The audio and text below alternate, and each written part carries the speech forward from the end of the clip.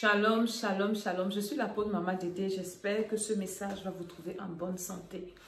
Nous sommes rendus au 10e mois de notre année 2025. Et chaque début de mois, au milieu du mois ou à la fin du mois, quand le Seigneur me donne l'occasion et l'opportunité de parler à quelqu'un, je viens et je parle à quelqu'un. Donc ce message s'adresse à toute personne qui va m'écouter, que tu sois enfant de Dieu ou pas. Déjà, je bénis Dieu qui nous a gardés pendant 9 mois. La vie, c'est un luxe.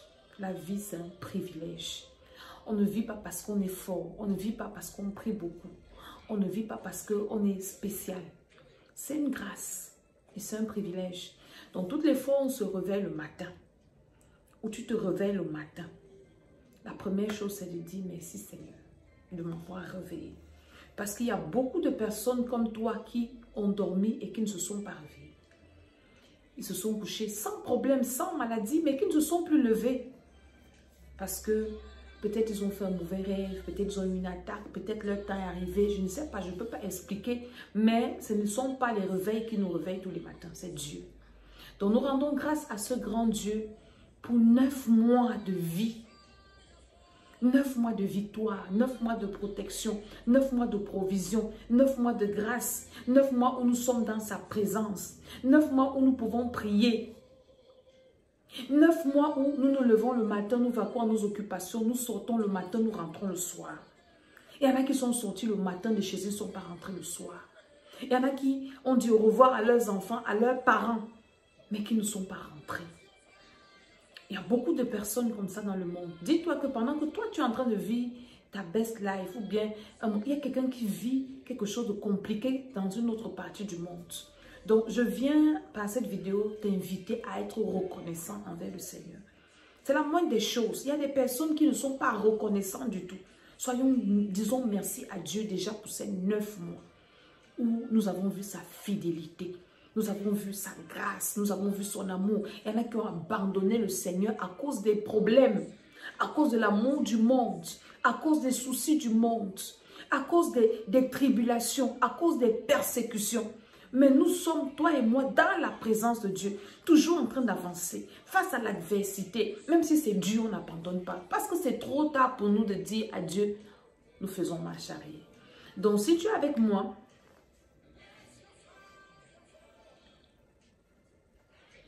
dans cette catégorie de personnes, vraiment, disons à Dieu merci. Seigneur, je te dis merci du fond de mon cœur. Je suis reconnaissante. Je suis le témoignage vivant de ce que tu es un Dieu bon. Je suis le fruit de ta bonté, de ta miséricorde, de ta grâce, de ta toute-puissance, de ton amour. Seigneur, merci. Au nom de Jésus-Christ de Nazareth. Vous savez, chaque fois qu'un mois commence, un enfant de Dieu normal ne doit pas vivre au hasard. Si vous me suivez depuis beaucoup d'années, toutes les fois que vous me verrez, vous allez m'entendre vous parler de votre éternité, de votre destinée. Et le Seigneur m'a révélé il y a des années qu'on ne doit pas vivre au hasard. Et c'est mon combat. Tous les jours, je viens te dire, tu ne dois pas vivre au hasard. Tu ne dois pas te lever le matin, tu te couches le soir, tu n'as pas de projet, tu n'as pas de plan pour ta vie, tu n'as rien planifié. Voilà, nous sommes au 10e mois. Si on te demande quel est ton bilan des 9 premiers mois, tu ne peux rien dire. Mais tu es quand même un enfant de Dieu et tu vas à l'église tous les jours. C'est la qualité de personnes qui fait en sorte qu'on insulte les églises, que les églises lavent le cerveau des gens. Non! Être un enfant de Dieu ne veut pas dire que tu es bête. Ne veut pas dire que ta vie sur la terre n'a pas de sens. C'est-à-dire que tu t'en fous des choses de la terre. Non, nous sommes encore sur la terre. Tu dois avoir un programme, qu'il soit d'abord spirituel, un plan de vie. Ce mois-ci, voilà mon thème. Et je viens te partager le thème de ce mois. C'est très important. Donc, tous les mois, tu dois savoir que voilà ce que je vais attaquer dans ma vie. Voilà le domaine spirituel que je vais travailler. Et à la fin du mois, tu fais ton bilan. Si tu n'as pas encore fait ça, ce n'est pas trop tard. Le mois-ci commence. Parce que là, il est déjà question de faire son bilan de 2025. Depuis que l'année a commencé, qu'est-ce que tu as réalisé? Permets-moi de te poser cette question. Qu'est-ce que tu as fait de ta vie spirituelle? Est-ce que tu as avancé? Regarde un peu dans tes finances, dans tes projets, dans ta délivrance, dans tes relations, dans tes activités. Qu'est-ce que tu as eu en plus?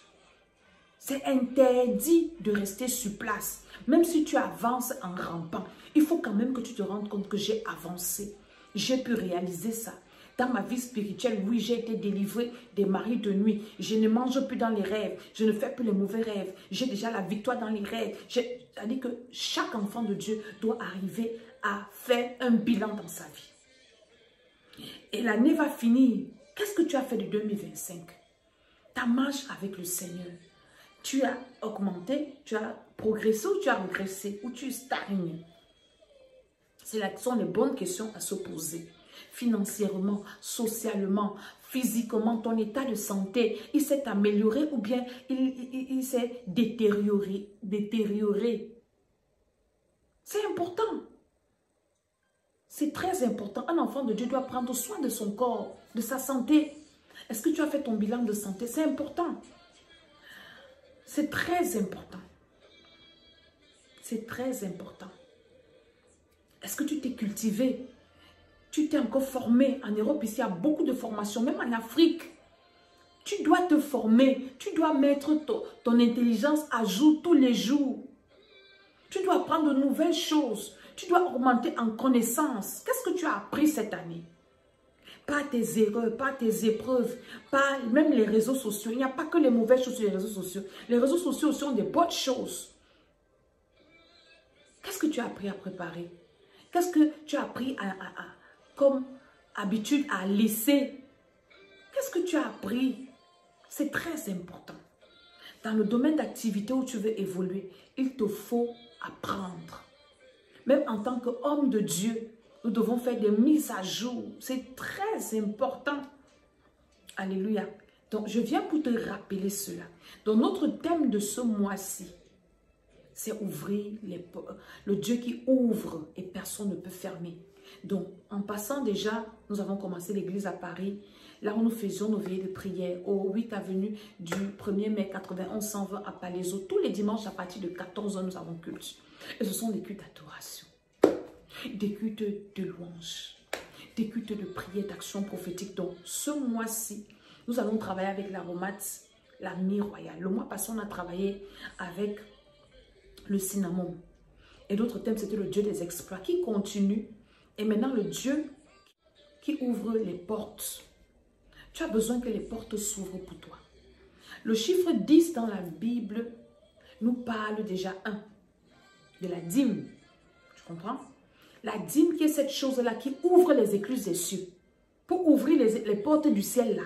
Malachie 3, c'est biblique. Tu veux que les portes s'ouvrent.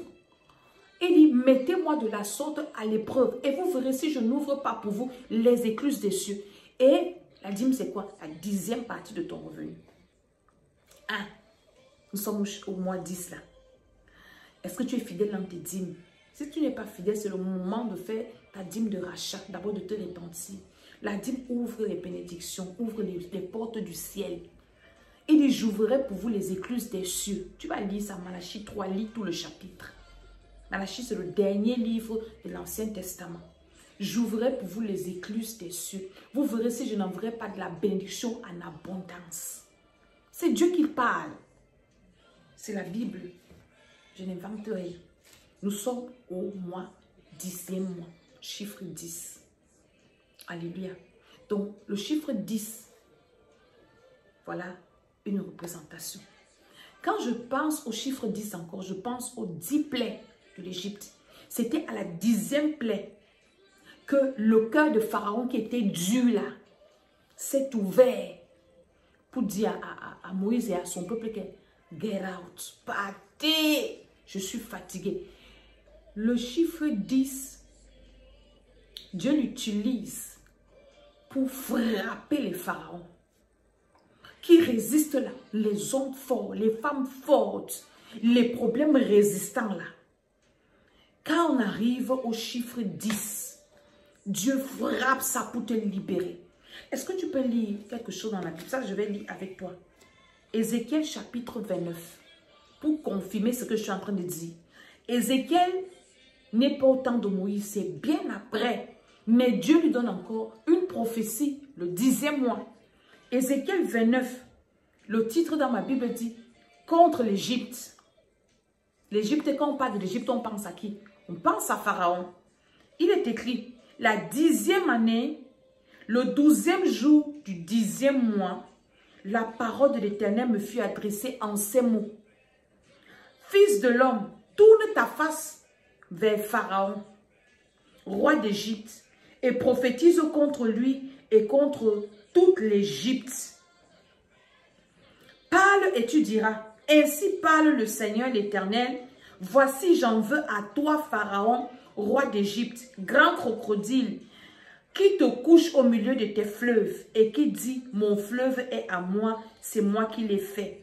Je mettrai une boucle à tes mâchoires, j'arracherai à tes écailles les poissons de tes fleuves et je tirerai du milieu de tes fleuves, je te tirerai du milieu de tes fleuves avec tous tes poissons qui s'y trouvent et qui seront attachés à tes écailles. Je te jetterai dans le désert, toi et tous les poissons de tes fleuves. Tu tomberas sur la face des champs, tu ne seras ni relevé ni ramassé aux bêtes de la terre et aux oiseaux du ciel. Je te donnerai pour pâture. Donc, quand on arrive au chiffre 10, Dieu se rappelle de ce qu'il a fait à Pharaon. Dieu se rappelle comment il a jugé les dieux d'Égypte. Je te parle. Dans ta famille, il y a les pharaons. Dans ta vie, il y a les pharaons qui se sont levés, qui ont dit qu'est over their dead body. Que ce n'est que sur leur corps que toi, tu vas vivre. Tu dois te lever contre ces pharaons en ce dixième mois-ci.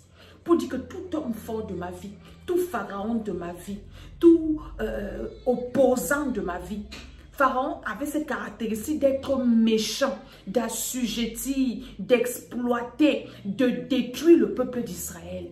Et je ne sais pas quel est un pharaon dans ta vie. Ça peut être une personne, ça peut être un esprit, ça peut être une situation, ça peut être un système, ça peut être quoi. Dieu dit qu'il va briser les cœurs de Pharaon en ce 10e mois. Donc tu dois te lever pour ta vie. Je suis toujours là pour venir te dire que ta vie, ne laisse pas ta vie à la chance. Que non, comme j'ai vieilli, ça va aller. Rien ne va aller si tu ne te lèves pas pour faire marcher les choses. Il y a quelque temps, je suis allée m'inscrire à une école de musique avec mon enfant pour une activité. Et nous sommes arrivés dans ce bureau. La dame qui devait faire l'inscription nous a fait attendre parce qu'elle était en train de ranger les choses, ranger les documents. Elle me disait, madame, attendez, s'il vous plaît, ça fait longtemps que je n'ai pas rangé les choses. Elle rangeait, on attendait. Après, elle se tourne, elle dit, est-ce que vous avez déjà vu des choses qui se rangent tout seul? On dit non. Elle dit, donnez-moi du temps, j'arrange. Et le Seigneur m'a parlé, il dit, écoute ce que la femme s'est dit. Rien ne s'arrange seul. Rien ne s'arrange seul. Tu poses un verre là. Si personne ne vient enlever là, même si ça fait 100 ans, ça va rester là. Dans ta vie, c'est pareil.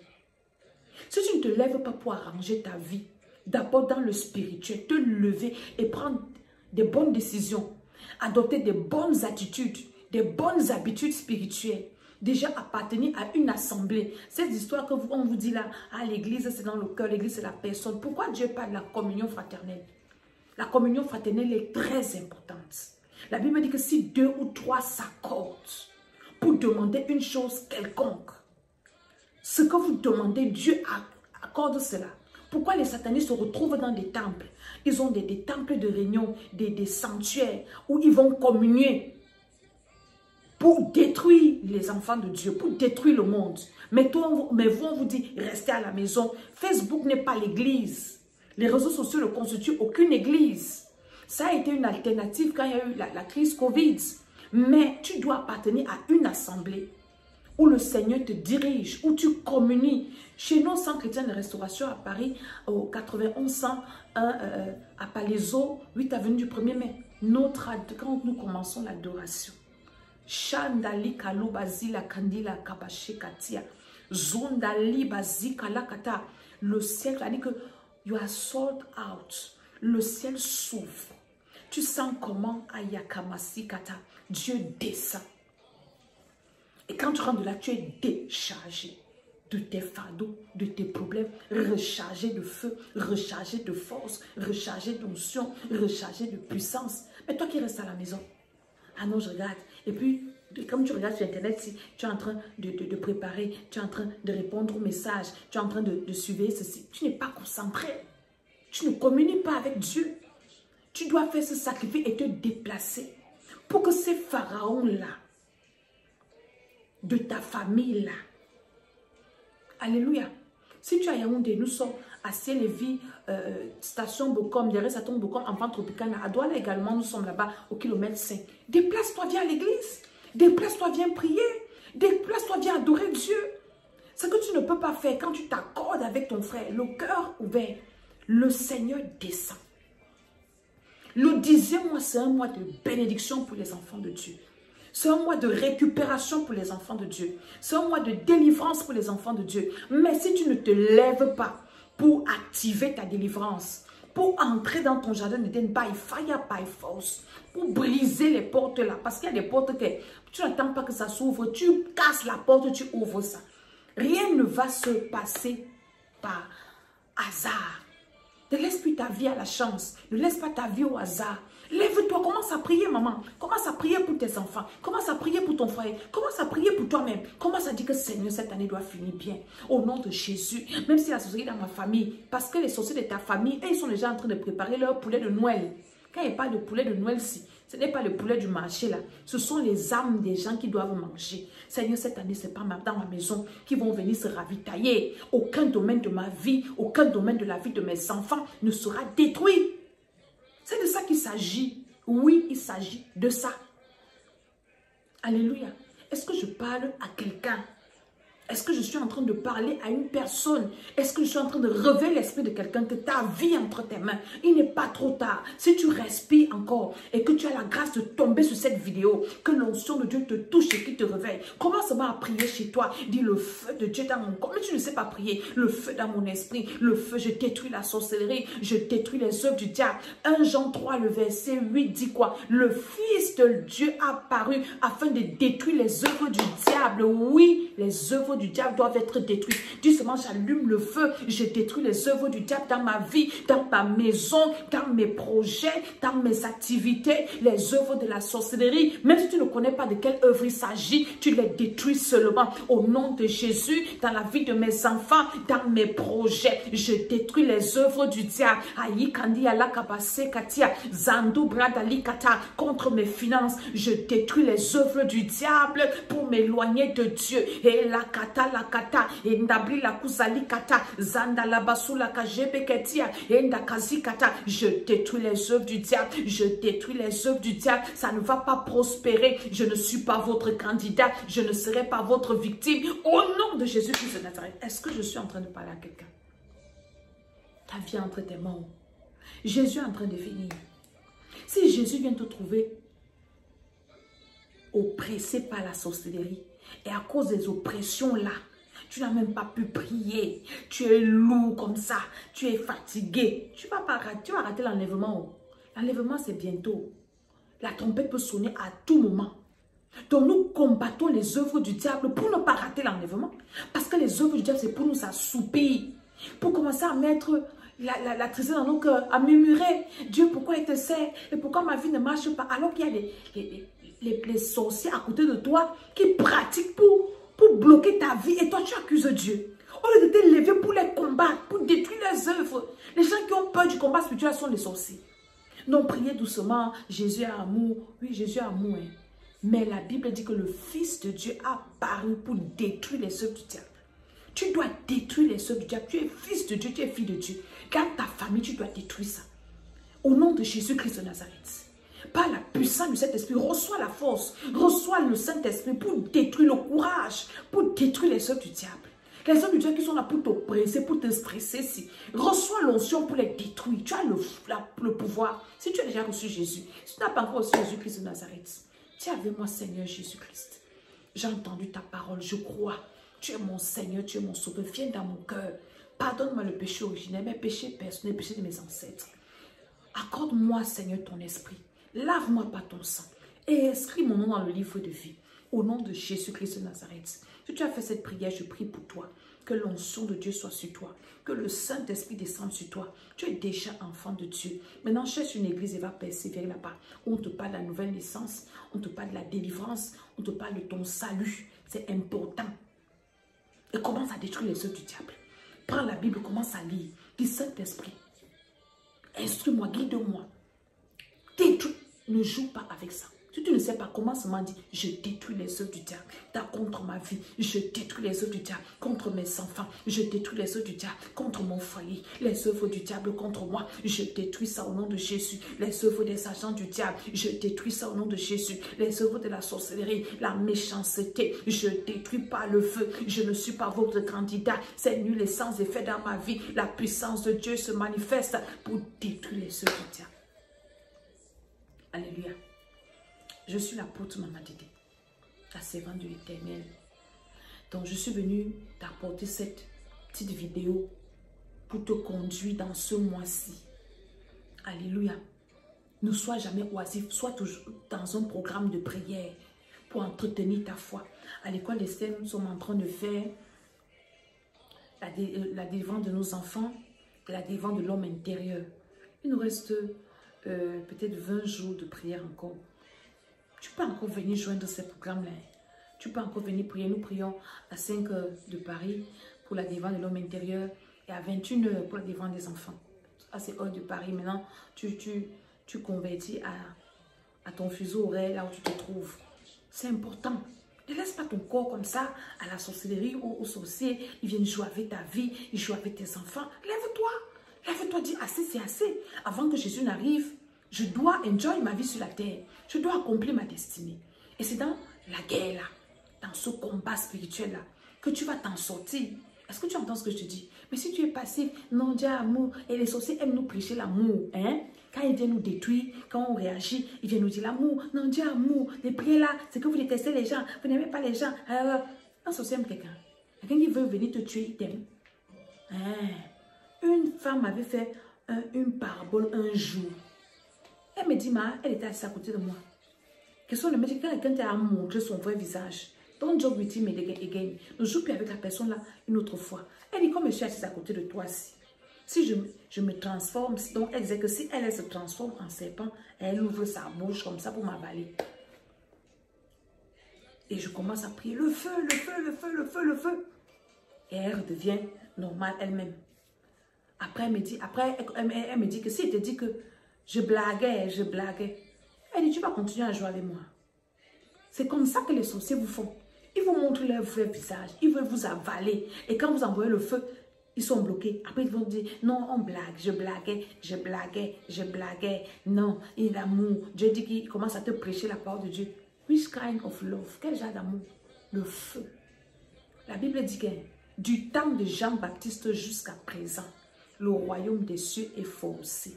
Et seuls les violents s'en emparent. Tu vas accomplir ta destinée. Tu dois être violent. Pas physiquement, mais spirituellement.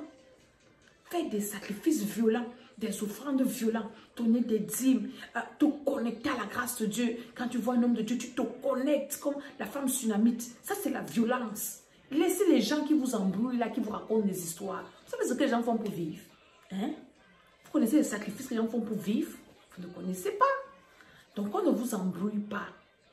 Alléluia. Donc, je suis venue te donner le secret, le chiffre 10. C'est le chiffre de la dîme, c'est le chiffre du sacrifice, c'est le chiffre des actions dangereuses pour faire tomber Pharaon. Ça, c'est le résumé de ma vidéo. Que le Seigneur vous bénisse. Je vous attends dimanche à Paris, au 91 120, à Palaiso, au Centre chrétien de restauration, à partir de 14. Viens avec ta bouteille d'huile. On va mettre les aromates dedans, le cinnamon et la mie royale. Alléluia. Que le Seigneur vous bénisse. Amen, amen, amen.